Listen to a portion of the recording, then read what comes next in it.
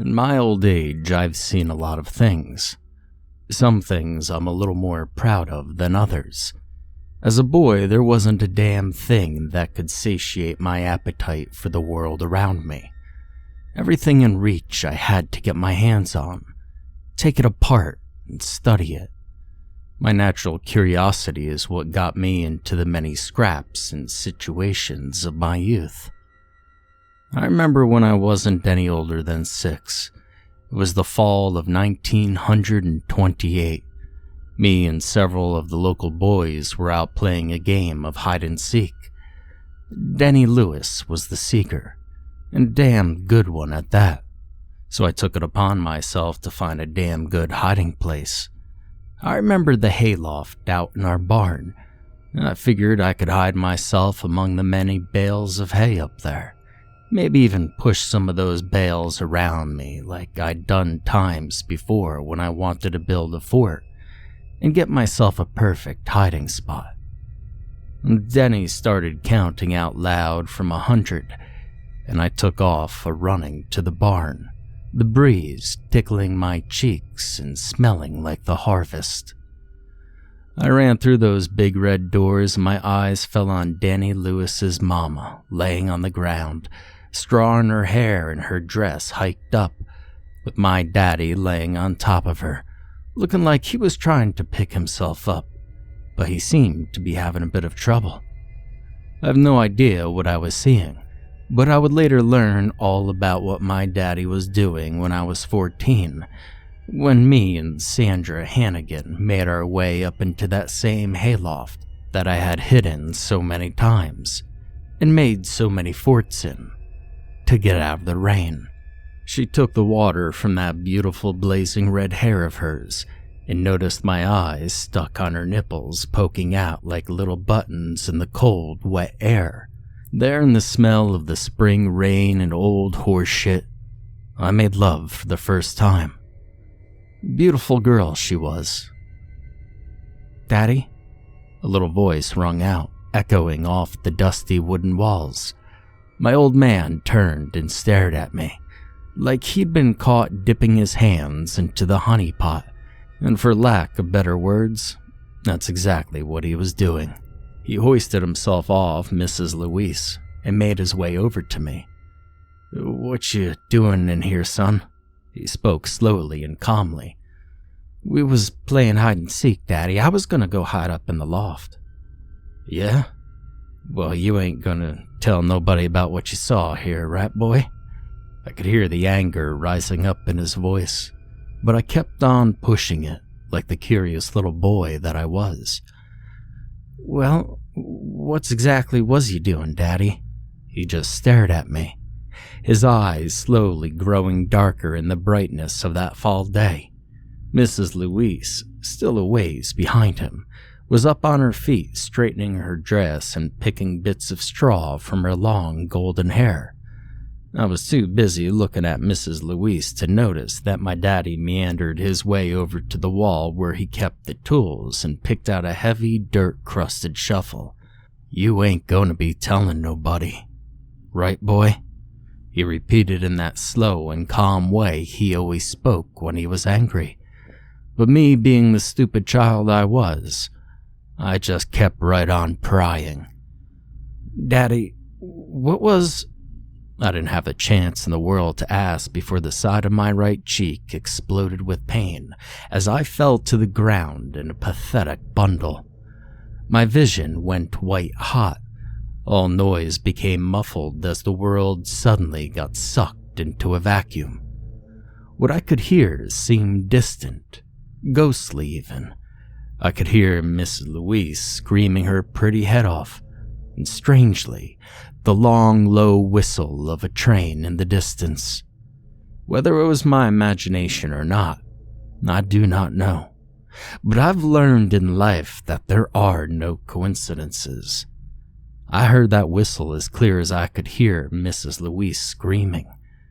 Sandra Hannigan's soft, whispering moans as a thunder rumbled across the gray spring sky, and my father's harsh, labored breathing as he stood over me brandishing his shovel, as if it was Excalibur.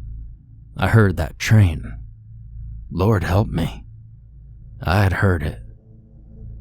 You ain't gonna be telling nobody, you hear?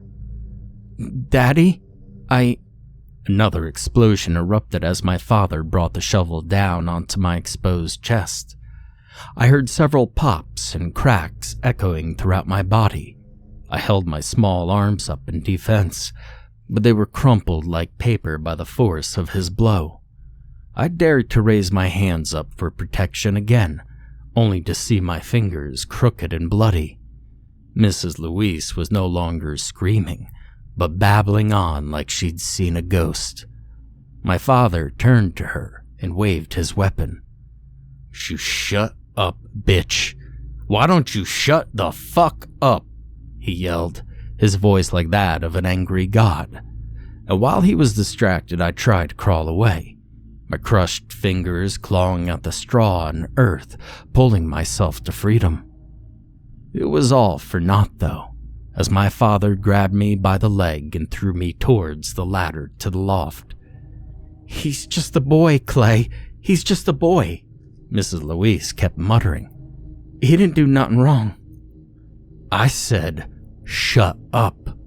He spoke again with that godlike force, and he swung the shovel down on me again. I heard a very loud crack, almost like lightning skimming across the sky. Very faintly, I heard the trains whistle again, that loud, shrill pitch in the distance. He flipped me over onto my back and spoke again. "Are you going to be telling anyone about this boy?" His voice had calmed down, but there was a deep anger there, calm and intense. I felt one of my teeth fall to the back of my throat. A small fountain of vomit and blood gushed from my mouth as I tried to cough it up. I feebly turned my head and spit it out. "No, Daddy. I ain't telling nobody." "Good." My father tossed his shovel aside, scooped me up in his arms, and carried me like I was just a baby. His voice had flipped to that of genuine concern, like any good father's voice. "You okay, boy? Took a mighty big fall off of that ladder. Right, Janice?" He turned to Mrs. Louise, still holding me in his arms, her face burning from tears. She only nodded rapidly. "Why, yes, are you okay, Daniel?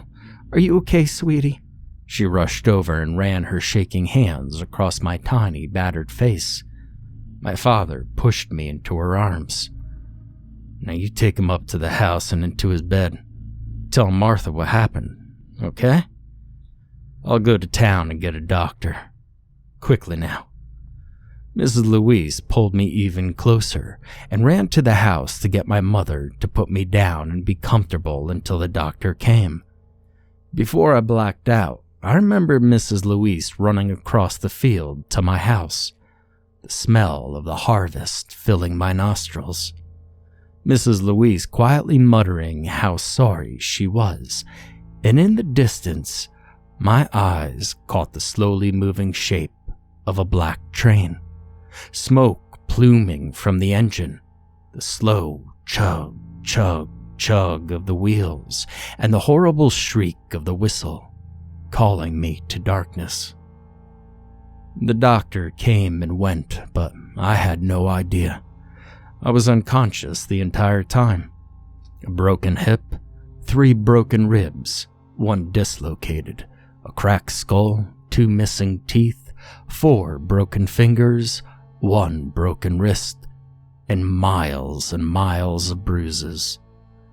Other bits of damage appeared over time. I lost hearing and most of the sight out of my right side of my face. On a good day, I can say I had plenty of them. I had a slight limp, but on a bad day I was practically a cripple. My left hand froze up sometimes.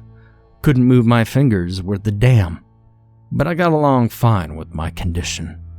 My father was never found out, and the fact that Mrs. Louise never came back around the house only meant she would never speak about it. We all just sorta went on with life. I lived as best I could for 10 years before I heard the whistle again. Now, it wasn't uncommon to see or even hear a train near the farm. Hell, there was a track not more than a mile from my front door. But this train was different. The whistle didn't sound right. It was like a dying rabbit, nails against a chalkboard, and steam spewing out of a kettle all rolled into one. It's like that sound pierces through you and sends shivers to your very bones. Not a pleasant feeling, in other words.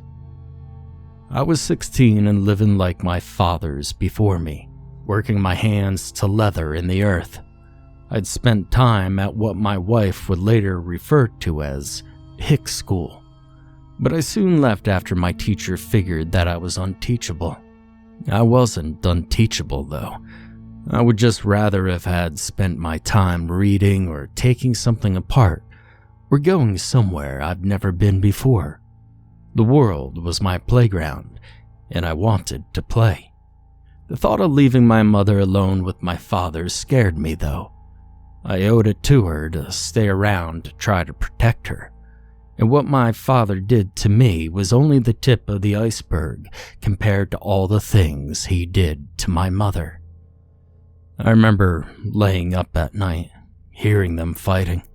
My father's booming voice broken up only by the reality cracking sound of broken glass, or the cool, clean sound of flesh-on-flesh contact. My mother would be in the kitchen the next day with a few new bruises, maybe a cut or two, but she never complained. It was plain for everyone to see, but they never paid it any mind. That's just how things were.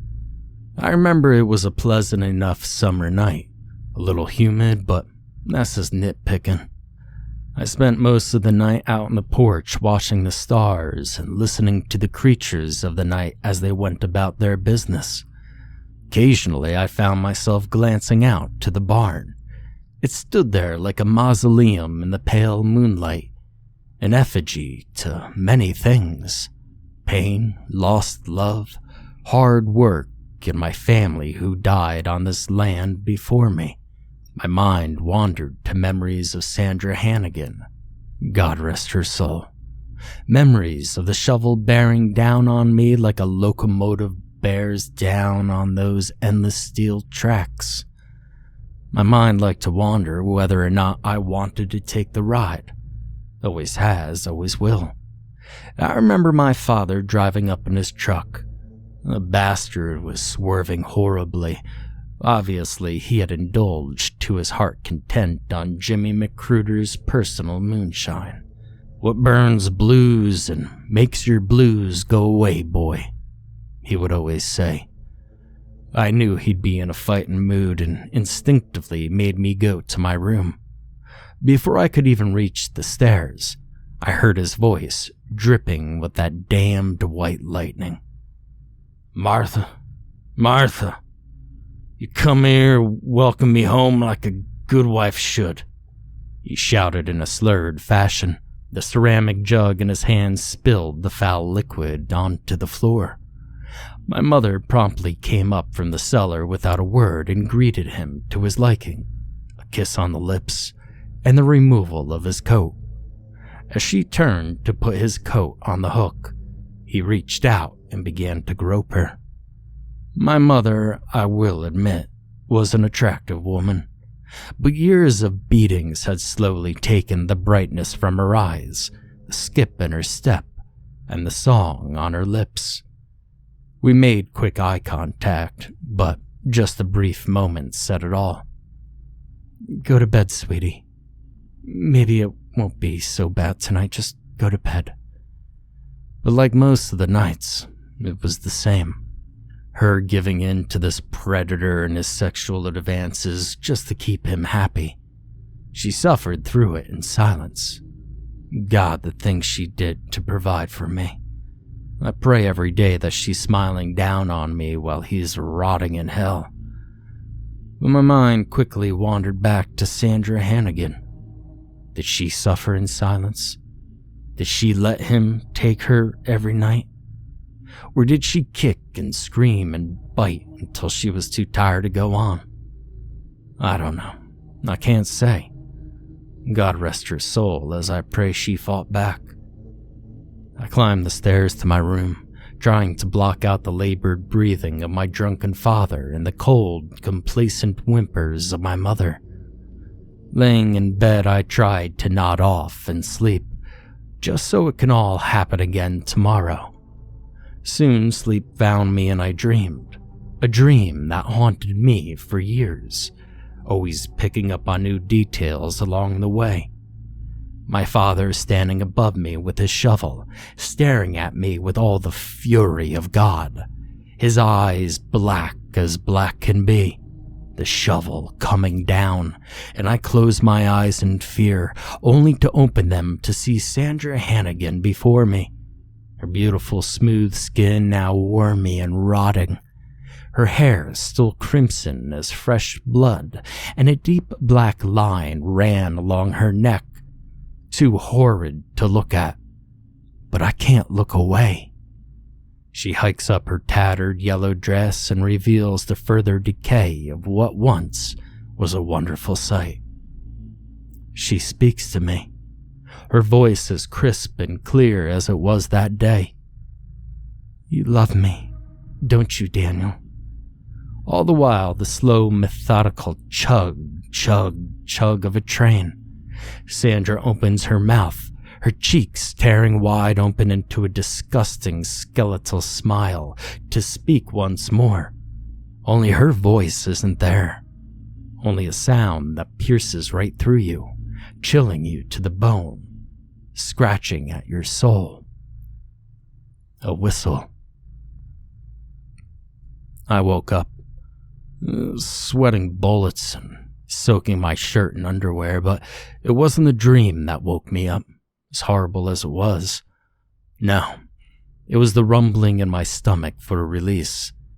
I didn't need to be told twice before I swiftly jumped out of bed, slipped on a pair of trousers, and descended the stairs quite quickly, nearly tripping on the last step in the dark.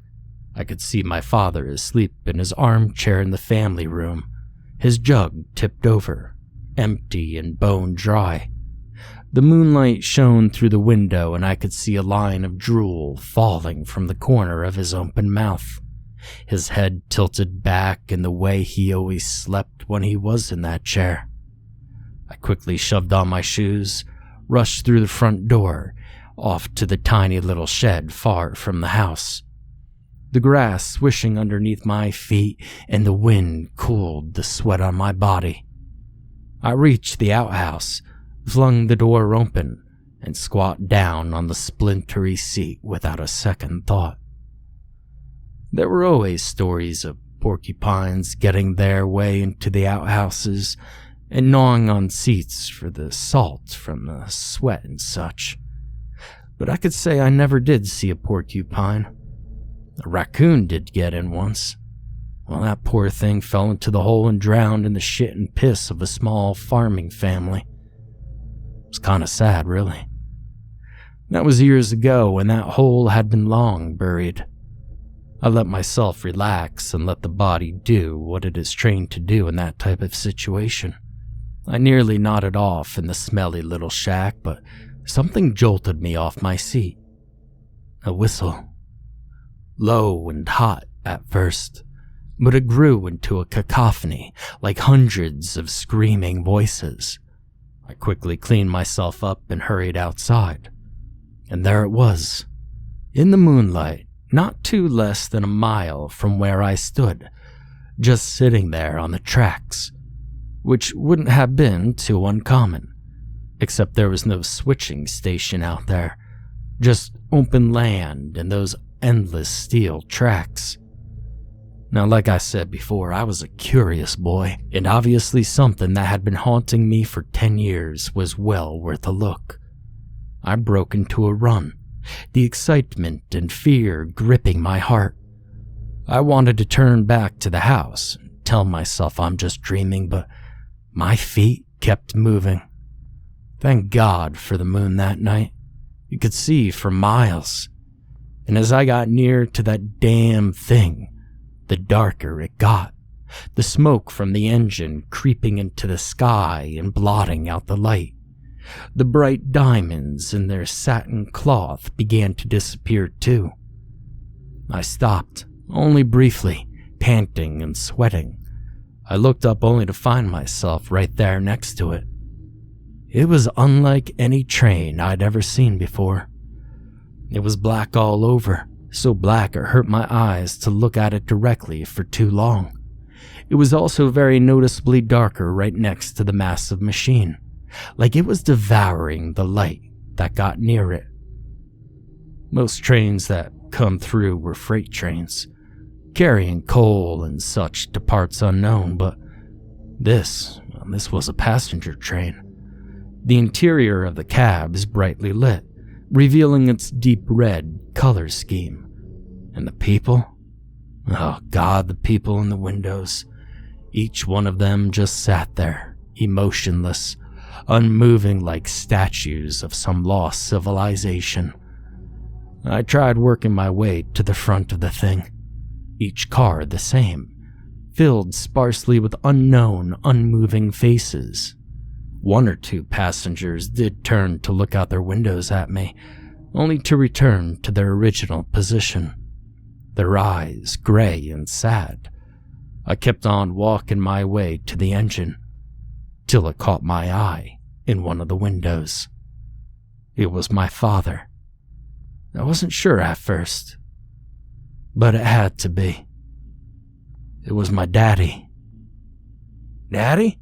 I yelled out, but he didn't turn to look. "Hey, Daddy? Hey, Daddy!" I saw that the entrance to the car was wide open, the light spilling out onto the land. I had to get in that car. I mean, why was he on there? I thought to myself.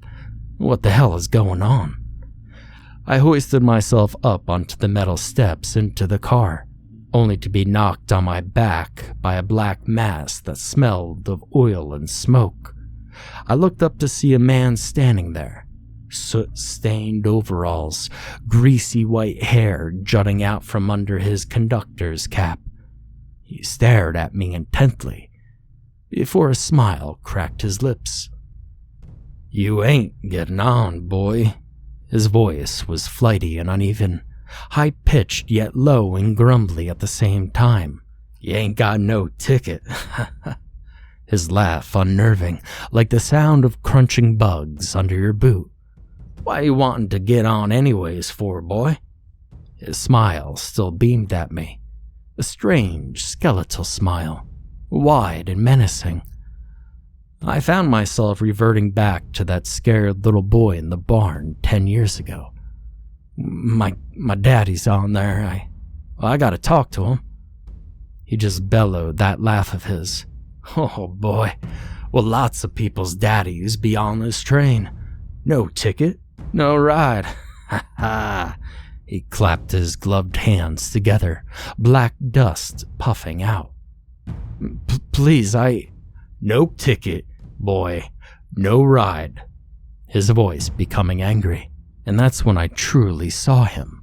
His skin pale and free of any sort of blemish, and his eyes, well, they were on fire, glowing orange like the coals that moved his train. Those fiery coal eyes burned right through me. "You gotta get out of here, boy. Now don't you come back till you got yourself a ticket." His teeth, they were jagged and pointed like dog's teeth. And I ain't afraid to say I was scared. In fact, well, I pissed myself right then and there. He just laughed that crunchy laugh of his. "Diamond, pearl, opal, and jade." Ha ha ha. He turned and slammed shut the doors behind him. And soon enough, the pistons started their slow chug, chug, chug. Smoke billowing out the engine. Well, it smelt like rotten eggs and bloated summer roadkill.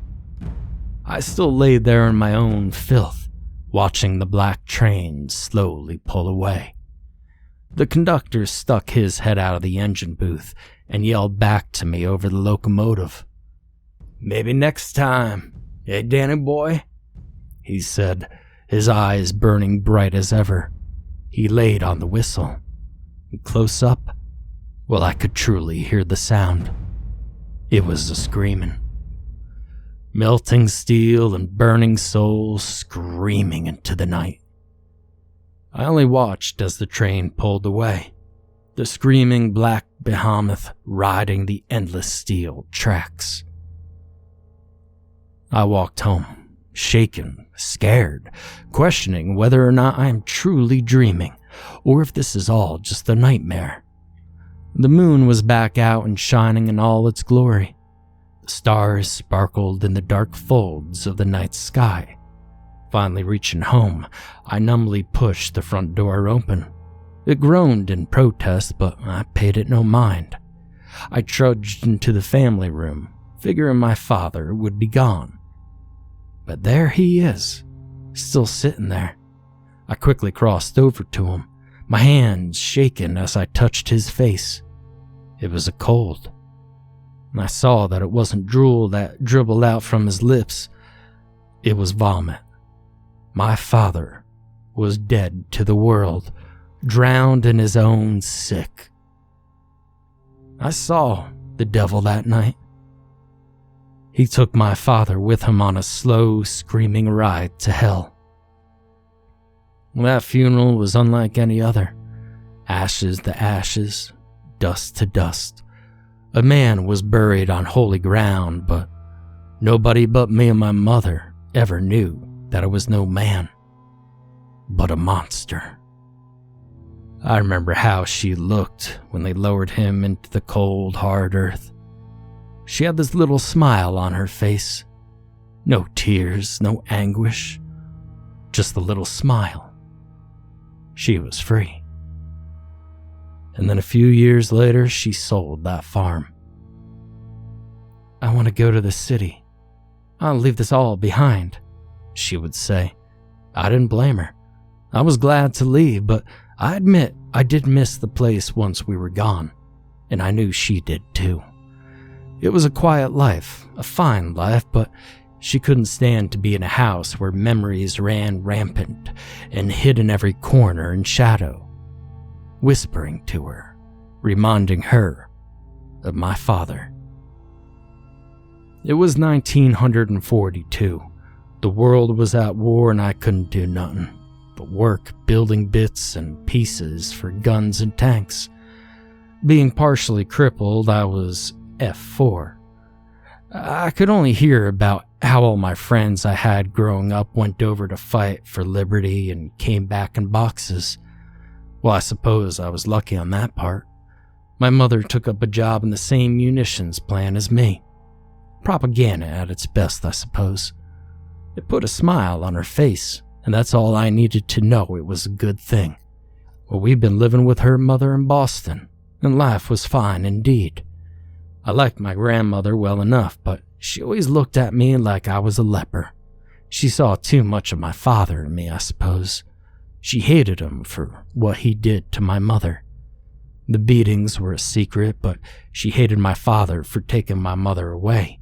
A soldier returns from war and knocks up a pretty young woman with the whole world in front of her, steals her back to his home where the fruit of several steamy nights ends up dying in its sleep. My sister didn't get much of a chance at the world, but I sure did. She resented me for everything that I represented. A horny farmer turned soldier. It wasn't until I started to bring Claire around that she started to warm up to me a little more. And maybe Granny was finally seeing I wasn't my father, or maybe she was just going senile. I do not know. I can't say that I didn't love Claire. Well, she was a wonderful woman, but I do know that I saw a hell of a lot of Sandra in her. That blazing crimson hair of hers and those deep green eyes. Maybe it was me mourning for a lost love, or guilt for never stealing Sandra away from her life. 6 feet of rope. Funny how something so seemingly average could remove someone from your life. I love Sandra. I did. And so did her daddy. In fact, a little too much. She was probably praying that I'd come to her window at night and steal her away like Romeo and Juliet. She had something inside of her. Something horrible, something God forgot about. She wanted it to be something beautiful, and it could never be as such. Poor Sandra. God rest her soul, I loved her. But I loved Claire too. Maybe not in the one in a truly hopeless romantic way, but, well, I loved her all the same. Claire and I were married at a lovely ceremony in 1945. The war was over, our boys were coming home, and the world began to get even more scared of itself. The Reds were everywhere, they started saying. I don't know. Men were men, but it's their toys that always end up hurting them. I found work as a mechanic, and Claire was teaching.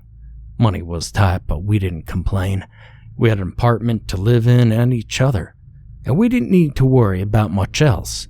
Until one day I got home from the shop, and she was awaiting for me. Hey, sweetheart. I cooed into her ear as I kissed the back of her neck like I always did when I got home. I'm late. What? I'm late. Well, I don't know what you mean. She took my hand and placed it on her belly, and it hit me like a ton of bricks. What you mean? Yes. She was trying to hold back her tears and smile, but they broke through anyway. I'm gonna be a... Uh-huh. My son was born December 20th, 1949. The most beautiful baby boy if I ever did see one. William Hudson Bronson.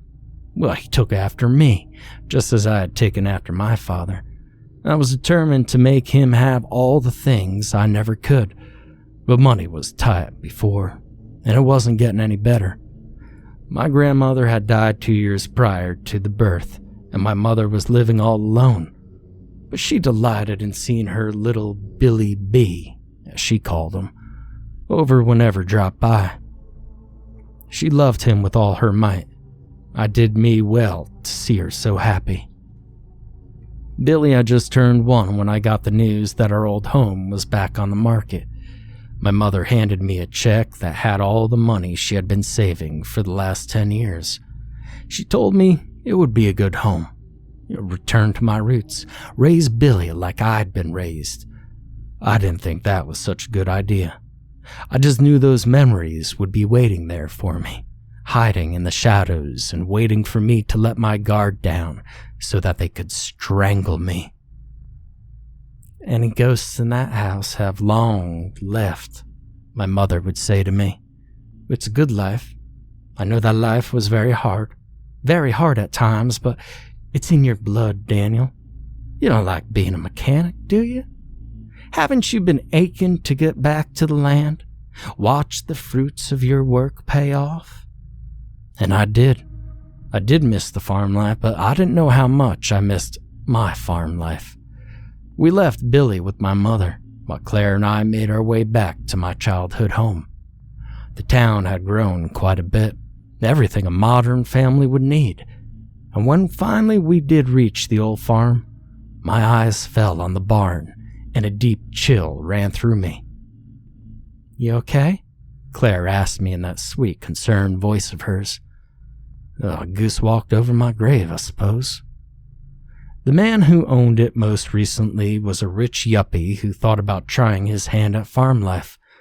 Couldn't live without the amenities of the modern man. Fully wired, plumbing, plenty of farming equipment, and a completely new paint job and decor. Well, it wasn't my home anymore. Hadn't been for a very long time. After our tour, Claire got into the car and instantly spilled out her opinion. We need to buy this house. You really think so, honey? I do.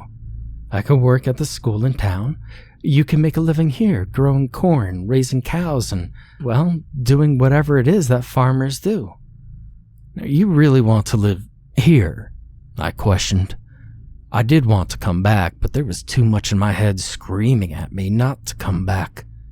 Yes, she stared at me intently. She knew that it would crack, like always. She had that special kind of power over me. Well, I guess, then it's settled. It's ours. We settled in and we got our new life off to a good start. The land was good.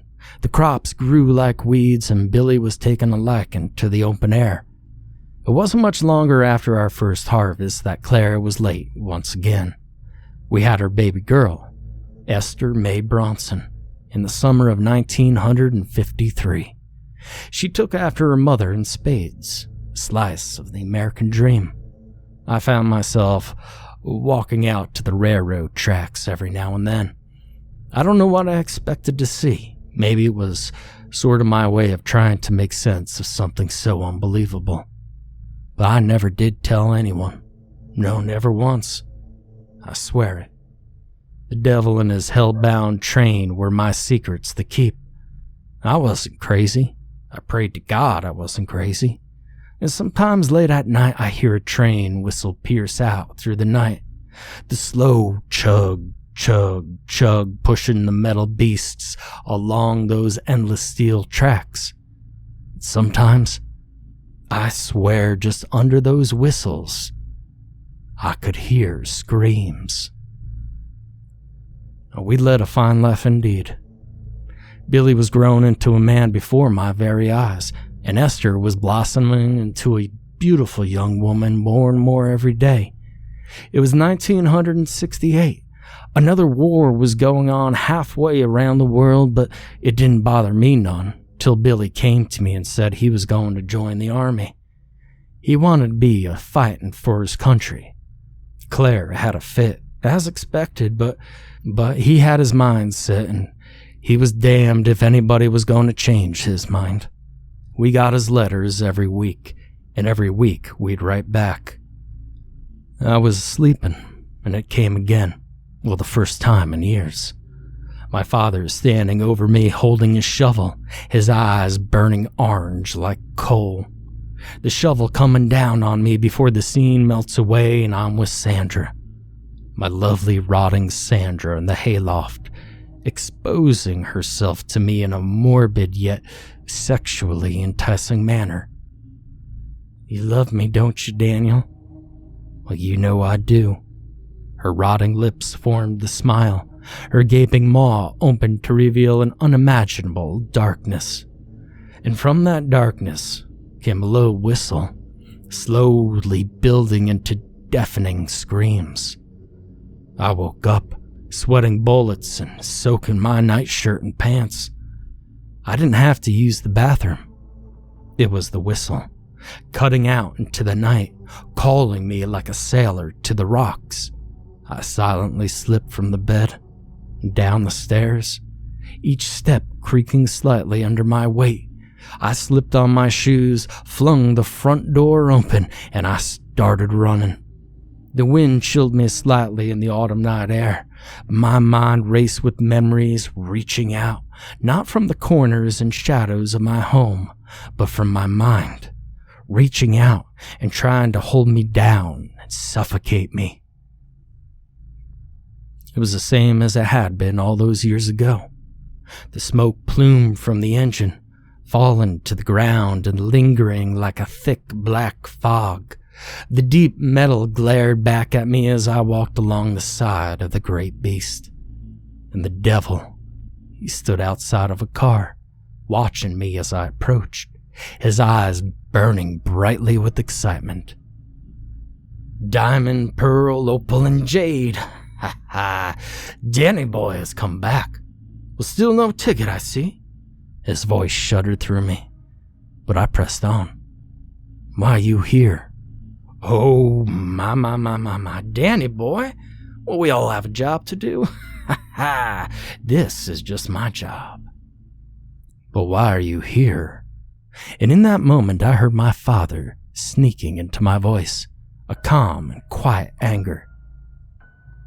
Dad? A voice from inside the car rang out like a bell. Out of the open doorway stepped my son, Billy, clad in his official army gear and looking quite confused. Dad? Billy? The word got caught in my throat. I ran over and held him close to me, never wanting to let him go. Billy, why are you here on this train? Don't know. I remember my squad was walking through the jungle, and then there was this white flash, and I woke up on the train. What are you doing here? I don't quite know myself. I smiled lightly, squeezed him tighter. It's good to see you, boy. How touching, the devil spoke up. You have 5 minutes, Billy boy. The devil stepped into the car and made his way to the engine. And once I knew he was gone, I grabbed Billy's hand and tried to pull him away. Come on, son, we gotta get you home. He pulled away from me. No. Billy. Dad, if this is what everyone else on there is saying, then I can't leave. I can't, Daddy. Well, we could go home right now. Tell your mother you're home and... No, I belong here, and who knows, maybe this train just don't go to hell. Maybe it makes a stop off somewhere else. I don't know. Billy, Daddy, I heard from friends of mine who went home. They got problems, Daddy. I'd rather be dead than mangled and fucked up in the head. Well, I'm sorry for cussing. Well, it's okay, son. We stood silently for a long moment, staring at each other, trying to think of all the words to say. All aboard? I love you, Billy. I love you, Dad. Goodbye now. That black metal behemoth pulled away from me once more, screaming down those endless steel tracks. I waved goodbye to my son long after the train was out of sight. Even after its screaming whine disappeared from the night air, I watched. Hell, I prayed. Just like every week, we got another letter. Only this time it wasn't from Billy. Claire, well, she was wrecked. She couldn't leave the house for days, laying around and crying and wailing that she should have kept him here, kept him safe. She left me not more than a year after that. Said she couldn't stand looking at me and seeing Billy. I also know that she hated me. I couldn't join her in her sorrow, in her pain, because I got to say goodbye. I got my closure. I don't blame her for hating me, but to take my daughter away from me was just Masa's cruel punishment, and I haven't seen either of them in years, many years. Now, I did the best I could.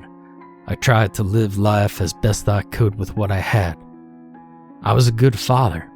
I was a good son. I was a good husband. But none of that means a hill of beans in the long run, though. We all end up in the cold, hard earth, feeding the maggots and creepy crawlies that haunt our nightmares. I could hear it now. The screaming in the darkness, calling out to me. I've seen a lot of things in my life. Some things I'm more proud of than others. As a boy, nothing could satiate my appetite for the world around me. I suppose that there is just one last thing to figure out. The train is out there, and I finally got my ticket. Only thing left to do is to take a ride.